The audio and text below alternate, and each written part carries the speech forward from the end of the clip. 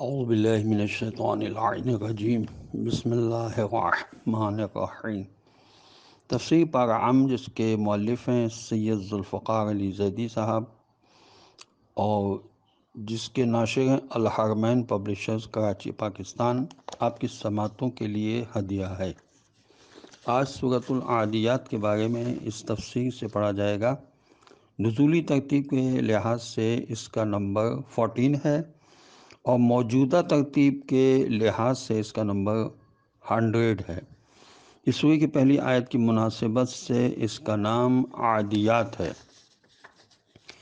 سب سے پہلے جو عنوان قائم کیا ہے اس سلسلے میں فضائل اور خواص سورہ، تفسیر نمونہ کی جلد 15 اور تفسیر مجموع البیان کی جلد 5 میں لکھا ہے کہ جو شخص اس سورہ کی تلاوت کرے گا تو اسے ان تمام حاجیوں کی تعداد کے 10 گنا حسنات دیے جائیں گے جو عید قربان کی رات مزدلفہ میں رات گزارتے ہیں اور وہاں حاضر رہتے ہیں۔ اور بھی فضائل و خواص لکھے ہیں لیکن وہ میں نہیں پڑھ رہا ہوں تاکہ طولانی معاملہ نہ ہو جائے۔ موضوعات اور سورہ و خلاصہ مضامین کے سلسلے میں لکھا ہے کہ سورہ مبارک کا ایک موضوع جہاد ہے۔ صرف مجاہد ہی نہیں بلکہ ان کے گھوڑوں کی بھی قسم کھا کر جہاد کی عظمت کو اجاگر کیا گیا ہے اور اس کے ساتھ ہی انسانوں کی چند کمزوریوں کی طرف متوجہ کیا گیا ہے، مثلا کفر و بخل، حب دنیا، اور آخر میں یہ واضح کیا گیا ہے کہ انسان کے ان تمام مراحل میں اللہ تعالیٰ کی ذات گواہ ہے، اس سے کوئی بات ڈھکی ہوئی نہیں ہے، اور ساتھ ہی یہ بھی کہا کہ انسان یہ نہیں جانتا کہ جب اسے قبر سے اٹھایا جائے گا اور جو کچھ دلوں میں چھپے ہوئے حقائق ہیں حاصل کیے جائیں گے۔ انسان کا ناشکرہ ہونا نیز مال کے حرص کی طرف توجہ دلائی گئی ہے اور قیامت کے دن کی طرف توجہ مبذول کرائی گئی ہے، جبکہ ابتداء سورہ میں جہاد کی عظمت بیان ہوئی ہے۔ اسلام کے فروعات میں جہاد کو بڑی عظمت حاصل ہے اور جہاد میں عظیم انفرادی اور اجتماعی فوائد پائے جاتے ہیں۔ جہاد کے تمام پہلوؤں کو اجاگر کرنے کے لیے بڑی ضخیم کتاب بن سکتی ہے۔ جہاد کے فقہی اور عدالتی معنی یہ ہیں کہ خدا کی راہ میں خدا پرستی کی فکر کو پھیلانے کے لیے مسلسل جد و جہد کرنے کا نام جہاد ہے۔ جہاد انسان کو جنت پہنچانے کے لیے صراط مستقیم کی حیثیت کا حامل ہے۔ جہاد کرنے والوں کا انجام فلاح ہے، یعنی ہمہ پہلو اور دائمی کامیابی حاصل کرنا ہے۔ دین کے پھیلانے کی ہر ممکن کوشش اور دین کو پھیلانے کے لیے تکلیفوں کا برداشت کرنا ہر سچے مسلمان اور مومن کا فریضہ ہے، اور یہی جہاد ہے۔ جہاد جان مال کی قربانی سے کیا جا سکتا ہے اور جہاد کا سب سے ادنا درجہ زبان کا ہے۔ اعوذ باللہ من الشیطان اللعین الرجیم، بسم اللہ الرحمن الرحیم۔ والعادیات ضبحا فالموریات قدحا فالمغیرات صبحا فأثرن به نقعا ووسطن به جمعا۔ ترجمہ یہ ہے، قسم ہے ان گھوڑوں کی جو ہانپتے ہوئے دوڑتے ہیں، پھر اپنی ٹھوکروں سے چنگاریاں اڑاتے ہیں، پھر صبح سویرے دھاوا بولتے ہیں، پھر اس سے غبار اڑاتے ہیں، پھر انبوہ یعنی لشکر میں گھس جاتے ہیں۔ اس میں جو الفاظ استعمال ہوئے ہیں چند ان کے معنی بتائے جا رہے ہیں۔ لکھے ہیں کہ موغیہ کے معنی ٹھوکر سے پتھر یا لکڑی چنگاری نکالنے کو کہتے ہیں۔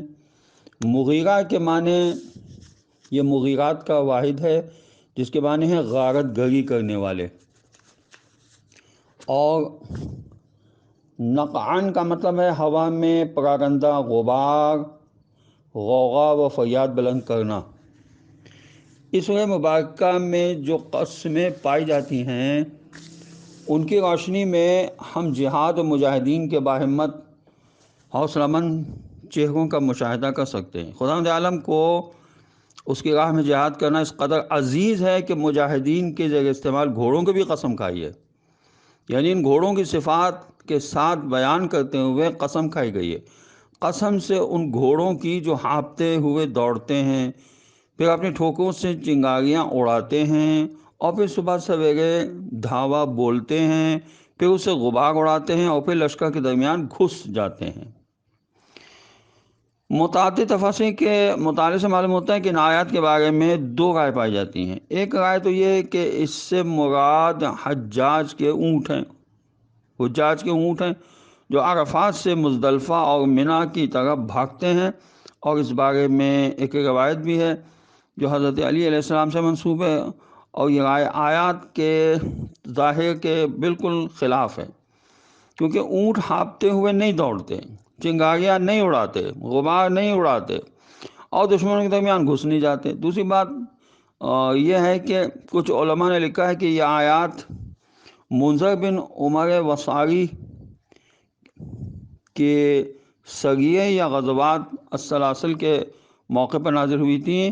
اس رائے کو بھی الاتباق کہا جا سکتا ہے۔ ان آیات کریمہ سے معلوم ہوتا ہے کہ اس سے مراد مجاہدین راہ حق کے گھوڑے ہیں، جن کے ذریعے وہ جہاد کرتے ہیں۔ خدا کے نزدیک مجاہدین کی اتنی بڑی قدر و قیمت کی وجہ یہ ہے کہ وہ خدا پر یقین اور کمال ایمان کے اس مرحلے میں ہیں کہ ان کے سامنے الہی اہداف کے علاوہ کچھ بھی نہیں، جس کی وجہ سے وہ آرام و سکون کو چھوڑ کر راہ خدا میں جہاد کرنے نکلتے ہیں۔ اکثر مفسرین اسی دوسری تفسیر کے قائل ہیں، یعنی راہ خدا میں جہاد کرنے کے لیے میدان جنگ میں قدم رکھتے ہیں اور ان کے گھوڑے سر پر دوڑتے ہیں اور دشمن کی طرف بڑھتے ہیں، اپنے سموں کی ٹاپوں سے چنگاریاں پیدا کرتے ہیں۔ تو خدا نے مجاہدین کے گھوڑوں کی حرکات و سکنات تک کی قسم کھائی ہے۔ مجاہدین راہ خدا اپنے ایمان اور راہ خدا میں فداکاری کی وجہ سے عظمت کے اس مقام پر ہیں۔ خدا ان کی سواریوں کی قسم کھانے لگتا ہے۔ حد یہ کہ ان سواریوں کے ہانپنے، ان کے سموں کی ٹکرانے کی وجہ سے جو چنگاریاں اڑتی ہیں، ان پر بھی خدا کی نظر ہے۔ خدا نے قرآن میں جہاد کو اتنا رتبہ عطا کیا ہے کہ مجاہدین تو ایک طرف، ان کی سواریاں بھی خدا کی نظر میں قسم کھانے کے لائق بن گئیں۔ جواد مغنیہ ان قسموں کے فلسفے کو یوں بیان کرتے ہیں: اللہ تعالیٰ نے سپاہ جنگ کی قسم کھائی ہے۔ اس طرح سے خداوند عالم نے مسلمانوں کی جنگی آمادگی کی قسم کھائی ہے، اور ان قسموں کا مقصد یہ ہے کہ اہل ایمان کو جہاد کی ترغیب دی جائے اور انہیں یہ حکم دیا جائے کہ وہ جہاد کے لیے بھرپور تیاری کریں۔ قرآن کریم میں یہ حقیقت واضح ہے، جیسے ارشاد ہوا: وَأَعِدُّوا لَهُم مَّا اسْتَطَعْتُم مِّن قُوَّةٍ وَمِن رِّبَاطِ الْخَيْلِ تُرْهِبُونَ بِهِ عَدُوَّ اللَّهِ وَعَدُوَّكُمْ۔ سورہ انفال کی آیت 60 ہے کہ ان کفار کے مقابلے کے لیے تم سے جہاں تک ممکن ہو سکے قوت و طاقت مہیا کرو، پلے ہوئے گھوڑوں کو مستعد رکھو کہ تم اس سے اللہ اور اپنے دشمنوں کو خوف زدہ کر سکو۔ قرآن کے یہ الفاظ اس امر کی طرف اشارہ ہیں کہ حق اور اہل حق کے دفاع اور ان کی حفاظت کے لیے مسلمانوں کو ہر وقت مستعد رہنا چاہیے۔ رب العزت نے ان آیات میں مجاہدین کے گھوڑوں کی قسم کھائی اور ان کے سانس لینے کی آواز اور ان کے قدموں سے نکلتی ہوئی چنگاریوں تک کی قسم کھائی ہے۔ سوال یہ ہے کہ کیا گھوڑوں کی یہ مشق خدا کو ایسے ہی اچھی لگی یا کسی خاص مقصد کی وجہ سے خدا نے یہ قسم کھائی ہے؟ اس کا صرف اور صرف ایک ہی جواب ہے کہ اللہ نے گھوڑوں کی تعریف اس لیے کی کہ یہ گھوڑے پیغمبر اکرم صلی اللہ علیہ وسلم کی رسالت کے قیام کا وسیلہ بنے تھے، کفر و شرک کے مراکز کی نابودی اور حق و عدالت کے قیام کا ذریعہ تھے۔ اس سے معلوم ہو جاتا ہے کہ ہر وہ سواری خدا کے ہاں قابل تکریم ہے جس کا مقصد اسلام کا تحفظ اور کفر کا خاتمہ ہو، چاہے وہ سواری گھوڑے کی شکل میں ہو یا اونٹ یا خچر کی صورت میں ہو یا جدید دور کے لڑاکا طیارے، توپ اور ٹینک کی صورت میں ہو۔ غرض یہ کہ خدا کو ہر وہ سواری عزیز ہے جو حق کے قیام کا ذریعہ بنے، اور اس کی ادائیں اور ان کی آوازیں تک خدا کو عزیز ہیں۔ قرآن کریم میں جہاد و مجاہدین کی فضیلت تو بہت ساری آیات کریمہ کی گواہی موجود ہے۔ ہم یہاں پر چند ایک آیات کا ذکر کرتے ہیں۔ نمبر 1: والذین آمنوا وہاجروا وجاہدوا فی سبیل اللہ والذین آووا ونصروا اولئک ہم المؤمنون حقا لہم مغفرۃ و رزق کریم، یہ سورہ انفال کی آیت نمبر 74 ہے۔ ارشاد ہوا وہ لوگ جو ایمان لائے، راہ حق میں ہجرت کی اور اللہ کی راہ میں جہاد کیا، اور وہ لوگ جنہوں نے رسول کریم صلی اللہ علیہ وسلم کو پناہ دی اور ان کی مدد کی، یہی لوگ حقیقت میں مومن ہیں۔ ان کے مغفرت اور عزت کا رزق ہے، ان کے لیے مغفرت اور عزت کا رزق ہے۔ سورہ حجرات کی آیت نمبر 15 میں ارشاد ہوا انما المؤمنون الذین آمنوا باللہ ورسولہ ثم لم یرتابوا وجاہدوا باموالہم وانفسہم فی سبیل اللہ اولئک هم الصادقون، مومن تو بس وہی ہیں جو اللہ اور اس کے رسول صلی اللہ علیہ وسلم پر ایمان لائے، پھر انہوں نے کبھی شک نہیں کیا اور اللہ کی راہ میں اپنی جان و مال سے جہاد کیا، وہی دراصل سچے ہیں۔ سورہ مبارک انفال کی آیت 4 ارشاد ہوا ان اللہ یحب الذین یقاتلون فی سبیلہ صفا کانہم بنیان مرصوص، بے شک اللہ ان لوگوں سے محبت کرتا ہے جو اس کی راہ میں فولادی دیوار کی مانند صفیں بنا کر جنگ کرتے ہیں۔ اور سورہ بقرہ کی آیت نمبر 218 میں ارشاد ہوا ان الذین آمنوا والذین ہاجروا وجاہدوا فی سبیل اللہ اولئک یرجون رحمت اللہ واللہ غفور رحیم، بے شک وہ لوگ جو ایمان لائے اور وہ لوگ جنہوں نے ہجرت کی اور اللہ کی راہ میں جہاد کیا، یہی لوگ اللہ کی رحمت کے امیدوار ہیں، اور اللہ تعالیٰ بڑا بخشنے والا اور رحم کرنے والا ہے۔ اسی طرح سورہ توبہ کی آیت 21 22 40 اس میں ارشاد ہوا کہ الذین آمنوا وہاجروا وجاہدوا فی سبیل اللہ باموالہم وانفسہم اعظم درجۃ عند اللہ واولئک هم الفائزون یبشرہم ربہم برحمت منہ ورضوان وجنات لہم فیہا نعیم مقیم خالدین فیہا ابدا ان اللہ عندہ اجر عظیم، یہ سورہ توبہ کی آیت 21 اور 20 سے لے کے 22 تک ہے کہ جو لوگ ایمان لائے اور ہجرت کی اور اپنے اموال اور اپنی جانوں سے اللہ کی راہ میں جہاد کیا، وہ اللہ کے نزدیک نہایت عظیم درجہ رکھتے ہیں، اور وہی لوگ کامیاب ہیں، ان کا رب انہیں اپنی رحمت اور اپنی خوشنودی کی اور ان جنتوں کی خوشخبری دیتا ہے جن میں ان کے لیے دائمی نعمتیں ہیں، ان میں وہ ہمیشہ ہمیشہ کے لیے رہیں گے، بے شک اللہ کے ہاں ان کے لیے عظیم ثواب ہے۔ سورہ آل عمران کی آیت نمبر 142 میں ارشاد ہوا ام حسبتم ان تدخلوا الجنۃ ولما یعلم اللہ الذین جاہدوا منکم ویعلم الصابرین، کیا تم نے یہ گمان کر رکھا ہے کہ تم جنت میں داخل کی جاؤ گے اور خدا تمہارا امتحان نہیں لے گا اور جہاد کرنے والوں اور استقامت دکھانے والوں کو اہل عالم میں شناسائی نہیں کرے گا۔ اسی طرح حضرات معصومین علیہ السلام نے جہاد و مجاہدین کے بارے میں تفصیلی گفتگو کی ہے۔ ہم یہاں پر ایسے ہی چند ارشادات کو تحقیق کرنے کی سعادت حاصل کرتے ہیں۔ حضرت امام جعفر صادق علیہ السلام نے فرمایا، یہ کتاب وسائل الشیعہ کی جلد 15 صفحہ 9 پر لکھا ہے کہ تمام نیکیاں تلوار اور تلوار کے زیر سایہ ہیں، اور معاشرے کی پائیداری تلوار سے ہی ممکن ہے، تلواریں ہی جنت و جہنم کی چابیاں ہیں۔ حضور اکرم صلی اللہ علیہ وسلم کا ارشاد ہے نہج الفصحاء میں کہ اللہ کی راہ میں جہاد مومن کا افضل ترین عمل ہے۔ مستدرک الوسائل میں حضرت امام جعفر صادق علیہ السلام کا یہ فرمان ہے کہ حضور اکرم صلی اللہ علیہ وسلم نے فرمایا آگاہ ہو کہ جہاد جنت کے دروازوں میں سے ایک دروازہ ہے جسے اللہ نے اپنے دوستوں کے لیے کھولا ہے۔ مستدرک الوسائل کی جلد 15 میں یہ لکھا ہے کہ اللہ کی راہ میں جہاد کرنے والے اہل جنت کے رہبر ہیں۔ جہاد کی فضیلت میں حضرت علی علیہ السلام کا ایک خطبہ ہے جو نہج البلاغہ میں ہے، جس کا نمبر ہے 27۔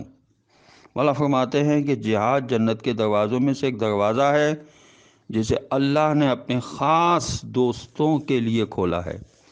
یہ پرہیزگاری کا لباس اللہ کی محکم زرہ اور مضبوط سپر ڈھال کا ہے۔ جو لوگ پہلو بچاتے ہوئے اس سے ترک کرتے ہیں تو خدا انہیں ذلت و خواری کا لباس پہناتا ہے اور مصیبت و خواری کی چادر اڑا دیتا ہے اور ذلتوں و خواریوں کا سامنا کرا دیتا ہے۔ اس کے دل پر مدہوشی و غفلت کا پردہ چھا جاتا ہے اور جہاد کو ضائع و برباد کرنے سے اس کے ہاتھ سے لے لیا جاتا ہے اور اسے ذلت سہنا پڑتی ہے اور انصاف اسے روک دیا جاتا ہے۔ یقیناً انسان اپنے رب کا ناشکرا ہے۔ ان الانسان لربہ لکنود وانہ علی ذلک لشہید، اور وہ خود اس پر گواہ ہے، وانہ لحب الخیر لشدید۔ کیا اسے وہ وقت معلوم نہیں جب اٹھائے جائیں گے؟ افلا یعلم اذا بعثر ما فی القبور، وہ جو قبروں میں ہیں، وحصل ما فی الصدور، اور جو کچھ دلوں میں ہے اسے ظاہر کر دیا جائے گا۔ انا ربہم بہم یومئذ لخبیر، ان کا پروردگار یقیناً اس روز ان کے حال سے خوب باخبر ہوگا۔ ان الانسان لربہ لکنود، انسان اپنے پروردگار کی نعمتوں کا ناشکر ہے۔ لفظ کنود کاف پر زبر کے ساتھ ہے، اور یہ لفظ مذکر و مؤنث دونوں کے لیے استعمال ہوتا ہے۔ یہ مبالغے کا صیغہ ہے، یعنی انسان انتہائی ناشکرا اور بھلائی کو روکنے والا اور بخیل ہے۔ قرآن کریم کی بہت ساری آیات میں اس مفہوم کو بیان کیا گیا ہے، جیسے سورہ دہر کی آیت نمبر 3 میں ارشاد ہوا، اِنَّا ہَدَيْنَاهُ السَّبِيلَ اِمَّا شَاكِرًا وَإِمَّا كَفُورًا، ہم نے انسان کو راستے کی ہدایت کر دی ہے، یعنی حق و باطل کا راستہ دکھا دیا ہے۔ اب یہ انسان پر منحصر ہے کہ وہ اللہ کا شکر گزار بندہ بن جائے یا کفران نعمت کرے۔ اب اگر انسان اپنی پاکیزہ فطرت و عقل و وجدان کی پیروی اور حضرات انبیاء علیہ السلام کی حقیقی تعلیمات سے استفادہ کرتے ہوئے اپنی زندگی کو ایمان و عدل اور جہاد فی سبیل اللہ کرے تو وہ ہدایت حاصل کرے گا اور خدا کی بارگاہ میں بھی وہ معزز و مکرم ہوگا۔ یہاں تک کہ اللہ تعالیٰ نے مومن مجاہدوں کے گھوڑوں کے ہانپنے اور چنگاریاں اڑانے والی سواریوں کی قسم کھا کر یہ واضح کیا ہے کہ اگر انسان ہدایت کے چراغوں، انبیاء علیہ السلام کی تعلیمات اور عقل کی پکار کے باوجود حق کی راہ پر نہ چلے تو یقیناً ان الانسان لربہ لکنود، انسان اپنے رب کا ناشکرا ہے۔ یہ سورہ حج کی آیت نمبر 66 ہے۔ ان الانسان لکفور، بے شک انسان کفران نعمت کرنے والا ہے۔ سورہ ابراہیم کی آیت نمبر 34 میں ارشاد ہوا، ان الانسان لظلوم کفار، بے شک انسان ظالم و سخت انکار کرنے والا ہے۔ سورہ احزاب کی آیت نمبر 72 میں ارشاد ہوا، انہ کان ظلوما جہولا، بے شک وہ ظالم و جاہل تھا، یعنی اس کا مصداق ہے۔ وَإِنَّهُ عَلَى ذَلِكَ لَشَهِيدٌ، اور یقیناً وہ اپنی ناشکری کا خود ہی گواہ ہے۔ ارشاد ہوا، وَإِنَّهُ لِحُبِّ الْخَيْرِ لَشَدِيدٌ، اور وہ انسان مال کی محبت میں بہت سخت ہے۔ حضرت آیت اللہ محسن علی نجفی اس آیت کریمہ کے بارے میں فرماتے ہیں، الخیر سے مراد مال ہے۔ قرآن کریم نے 2 مقامات پر صریحاً مال کو خیر کہا ہے۔ سورہ بقرہ کی آیت نمبر 180، ان ترک خیرا الوصیہ، اگر مال چھوڑ جائے تو وصیت کرے۔ اور دوسرے مقام پر آیت ہے جس میں فرمایا، یہ انسان مال کی محبت میں شدید ہے، یعنی یہ مال سے شدید محبت کرتا ہے۔ بعض شدید کا ترجمہ بخل سے کرتے ہیں۔ اس صورت میں آیت کا ترجمہ یہ بنتا ہے کہ یہ انسان مال کی محبت کی وجہ سے بخیل ہے، مگر پہلے معنوں میں لینا زیادہ قرین واقع ہے۔ انسان کے ناشکرا ہونے کی ایک وجہ انسان کی مال و دولت کے ساتھ شدید محبت ہے۔ چنانچہ انسان کی مال کی محبت انسانی دماغ کے حساس ترین نقطے میں ہے۔ جیسا کہ حضرت علیہ السلام فرماتے ہیں کہ اولاد کے مرنے پر آدمی کو نیند آ جاتی ہے، مگر مال کے چھن جانے پر اسے نیند نہیں آتی۔ یہ کلمات قصار میں ہے۔ یہی وجہ ہے کہ رائے خدا میں انفاق مال کا ثواب 700 گنا ہے اور خاص حالات میں 1400 گنا ہے۔ الخیر یعنی مال کو خیر اس لیے فرمایا ہے کہ مال بنیادی طور پر انسان کے لیے لازمی چیز ہے۔ اس سے حفظ حیات، حفظ عزت اور حفظ آبرو ہوتی ہے۔ مال سے کبھی بھی ناموس کو بھی تحفظ ملتا ہے، حتیٰ کہ ملکی دفاع بھی مال پر موقوف ہے، اور راہ خدا میں خرچ کرنے سے مال ہی کی وجہ سے نیکی کے اعلیٰ مقام پر فائز ہوتا ہے۔ ارشاد ہوا کہ لن تنالوا البر حتی تنفقوا مما تحبون، جب تک تم اپنی پسند کی چیزوں میں سے خرچ نہ کرو تب تک کبھی نیکی کو نہیں پہنچ سکتے۔ خلاصہ یہ ہے کہ مال اگر بہتر مقصد کے لیے ذریعہ ہے تو مال خیر محض ہے، اور اگر مال خود مقصد بن جائے تو یہ شر محض ہے۔ مال کی مثال کشتی اور پانی کی ہے۔ پانی اگر کشتی کے نیچے رہے تو یہ پانی پار کرنے کا بہترین ذریعہ ہے، یہی پانی اگر کشتی کے اندر آئے تو مہلک ہے۔ اسی طرح اگر مال پر انسان کی حکومت ہے تو مال بہتر ہے، اور اگر انسان پر مال کی حکومت ہے تو مال بدتر ہے۔ مال کے بارے میں ایک پیمانہ خود انسان میں موجود ہے، وہ یہ ہے کہ انسان کی ضرورت کا مال ملنے سے انسان کو سکون ملتا ہے، ضرورت سے زیادہ دولت مند بننے سے سکون چھن جاتا ہے۔ لہذا جس مال سے سکون ملتا ہے خیر ہے، اور جس سے سکون سلب ہو جاتا ہے وہ مال شر ہے۔ یہ تفسیر الکوثر کی جلد 10 صفحہ 262 اور 263 پر لکھا ہے۔ افلا یعلم اذا بعثر ما فی القبور وحصل ما فی الصدور ان ربهم بهم یومئذ لخبیر، کیا اسے وہ وقت معلوم نہیں جب اٹھائے جائیں گے وہ جو قبروں میں ہیں اور جو دلوں میں ہے اسے ظاہر کیا جائے گا، اور ان کا پروردگار یقیناً اس روز ان کے حال سے خوب باخبر ہوگا۔ اس سورہ مبارکہ کی پہلی چند آیات میں قسمیں ہیں جو راہ خدا کے مجاہدوں کے گھوڑوں کی مختلف انداز پر مبنی ہے۔ اس کے بعد کا منظر انسان کی ناشکری، انکار، خود غرضی اور شدید لالچ کا ہے۔ اب ان آخری آیات میں قبروں کو خالی کرنے اور سینوں کے راز اگلوانے کا منظر ہے۔ پھر یہ سارا مضمون اور منظر اس بات پر ختم ہو جاتا ہے کہ یقیناً ان کا رب ان سے اس دن خوب آگاہ ہے۔ سورہ کی آخری آیات کے بارے میں سید قطب شہید یوں بیان کرتے ہیں کہ سورہ کے آخر میں کنود و جہود، حجود، خود غرضی اور طمع کا علاج آتا ہے تاکہ نفس کی قید کو توڑا جائے اور اس کو آزاد کیا جائے۔ اس میں بعث و حشر کو پیش کیا گیا ہے تاکہ مال کی محبت کو بھلائے اور غیروں کی غفلت سے بیدار کرے۔ لہذا ارشاد ہوا کیا وہ نہیں جانتا جب قبر والوں کو باہر نکالا جائے گا اور سینوں کے رازوں کو ظاہر کر دیا جائے گا۔ قبروں کو کھنگال کر سب کچھ باہر نکال دینا یہ ایک سخت خوفناک منظر ہے۔ بعثرہ کا لفظ ہی محیب ہے، پھر اس کے معنی اس سے زیادہ خوفناک ہے۔ پھر سینوں کے ان خفیہ رازوں کو گلوانا اور بھی ہولناک ہے جن کو انسان نے ہر ایک سے چھپا رکھا تھا۔ حصلہ کا لفظ اس مشہد کی شدت اور خوف و دہشت میں اضافہ کرتا ہے۔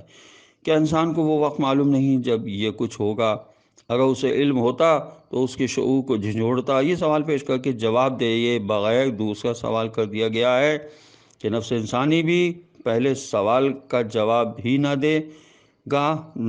دے سکے گا، اسے دوسرے سوال سے سابقہ پڑا۔ آخر میں ارشاد ہوا اِنَّ رَبَّهُمْ بِهِمْ يَوْمَئِذٍ لَخَبِيرٌ، بے شک ان کا رب اس دن خوب خبردار ہے۔ اللہ تعالیٰ تو ہر وقت ہر حالت میں خبردار ہے، لیکن یومئذ کے ساتھ خبیر کا لفظ ایک دہشت اور لرزہ پیدا کرتا ہے۔ اس دن انسان اللہ تعالیٰ کی خبرداری کو چشم سر سے دیکھے گا۔ اسے سوچ کر انسان میں بیداری اور ذمہ داری کا احساس پیدا ہوتا ہے، اور انسان اس دن کے حساب و جزا پر غور کر کے اپنے آپ کو بدلنے پر آمادہ ہوتا ہے۔ یہ تفسیر فی ظلال جلد نمبر 10 میں۔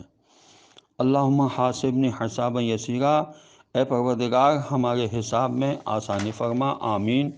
خداوند عالم کی بارگاہ میں ہم سب کو دست بدعا ہونا چاہیے کہ پروردگار ہمیں قرآن پڑھنے، اس کو سمجھنے اور اس پر عمل کرنے کی توفیق نصیب کرے، اور وارث قرآن حضرت امام زمانہ عجل اللہ تعالی فرجہ الشریف کے ظہور میں تعجیل ہو، اور ہمیں ان کے اعوان و انصار میں شامل ہونے کی توفیق نصیب ہو۔ السلام علیکم ورحمۃ اللہ وبرکاتہ۔